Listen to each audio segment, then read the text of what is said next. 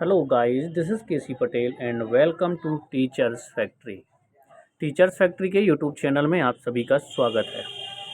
जितने भी यहाँ पर एमपी टेट वर्ग 3 के बच्चे हैं, एमपी टेट वर्ग 3 या तो उनका सिलेक्शन हो चुका है, लेकिन सबसे ज़्यादा परेशानी या उनके मन में सवाल आ रहे हैं जो ओबीसी के लगभग 882 कैंडिडेट थे जिनकी नियुक्ति आदेश जारी नहीं किए गए।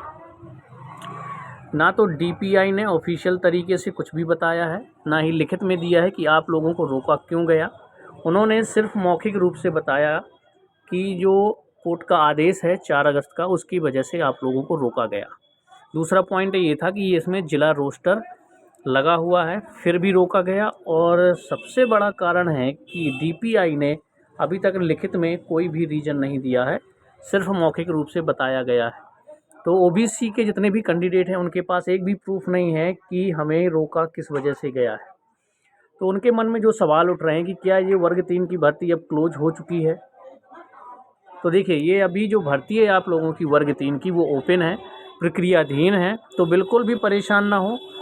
और ये जो कुछ भी होगा वर्ग 3 के ओबीसी होल्ड कैंडिडेट का, वो होगा आपका इलेक्शन के बाद। ये वीडियो मैं इसीलिए बना रहा हूँ क्योंकि काफ़ी दिन से मैंने वर्ग 3 से रिलेटेड कोई वीडियो बनाया नहीं कि अब क्या होगा, क्योंकि आप लोगों को पता है कि आचार संहिता लग चुकी है। तो अब जो भी प्रोसेस होगी वो होगी आपकी इलेक्शन के बाद। ठीक है, तो समझिए आप जनवरी 2024 है ना, 2 जनवरी 2024 तक हो सकता है इसकी प्रोसेस हो।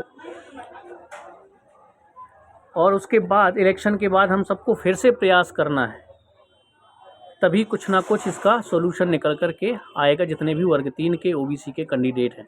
और अगर पद वृद्धि हो जाती है तो और अच्छी बात है, क्योंकि जो बच्चों का सिलेक्शन नहीं हो पाया है वो बच्चे भी उसमें शामिल हो जाएंगे। तो कहने का मतलब ये है कि चाहे ओबीसी होल्ड खुल जाए या वर्ग 3 में वृद्धि की जाए, है ना। तो इसके लिए जैसे ही इलेक्शन हो जाते हैं तो हम लोगों को फिर से प्रयासरत रहना है, सभी लोगों को, जितने भी एमपी टेट वर्ग 3 के बच्चे हैं जिन्होंने 2020 का एग्ज़ाम दिया और क्वालिफाई किया अच्छे नंबरों से। और सबसे ज़्यादा तो गलत हुआ ओबीसी के कैंडिडेट जो लगभग 882 थे, उनकी नियुक्तियां रोक दी गई हैं। उनसे स्कूल चॉइस फिलिंग करवा लिया गया, लेकिन नियुक्तियां रोक दी गई हैं। तो अभी आप लोग परेशान ना हो, इसकी प्रोसेस फिर से सभी लोग लगेंगे जैसे ही इलेक्शन ख़त्म हो जाता है। उसके बाद से चाहे ओबीसी वाले हों चाहे पदवृद्धि के लिए हो, सभी लोग फिर से एकजुट होंगे और सभी लोग फिर से कोशिश करेंगे कि जो ओबीसी के होल्ड हैं उनको नियुक्तियां मिलें और पद वृद्धि भी हो जाए, ताकि बाकी बच्चों को भी मौका मिले। ठीक है, तो चलिए अब आप लोग 1-1.5 महीने या 2 महीने के लिए शांत रहिए, क्योंकि आप लोगों को अभी कोई न्यूज़ नहीं मिलने वाली एमपी टेट वर्ग 3 से रिलेटेड। अब जो भी होगा, जो भी प्रोसेस होगी, वो होगी आपकी इलेक्शन के बाद। अभी आचार संहिता लगी हुई है, जिसकी वजह से अब आपकी कोई भी प्रोसेस नहीं होने वाली। ठीक है, तो जितने भी होल्ड वाले हैं वो 2 महीने इंतज़ार करें, इसके बाद फिर से वही प्रोसेस चालू हो जाएगा। मतलब सबको फिर से एकजुट होना है, फिर से कोशिश करनी है कि जो ओबीसी है वो होल्ड खुले।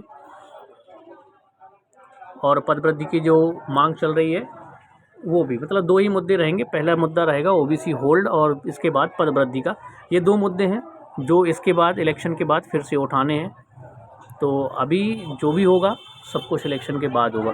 ठीक है, कोई डाउट होगा तो कमेंट्स में छोड़िएगा। मिलते हैं हम लोग नेक्स्ट वीडियो में। अभी एक और न्यूज़ है कि आरटीआई का जवाब कुछ लोगों का दिया है डीपीआई ने, तो उसमें एक भी रीज़न नहीं बताया गया। उन्होंने जो दिशा निर्देशिका होती है वही पूरा लिख के दे दिया है, तो वो तो दिशा निर्देश सबको पता है, लेकिन ओबीसी को होल्ड क्यों किया गया उसका रीज़न नहीं दिया। और अगर उनको होल्ड किया है तो ना तो उन्होंने कोर्ट का कोई जिक्र किया है कि कोर्ट के आदेश की वजह से हमने रोका हुआ है, तो कोई भी रीज़न लिख करके उन्होंने नहीं दिया हुआ। ठीक है, चलिए कोई भी डाउट हो कमेंट्स में छोड़िएगा। मिलेंगे हम लोग नेक्स्ट वीडियो में।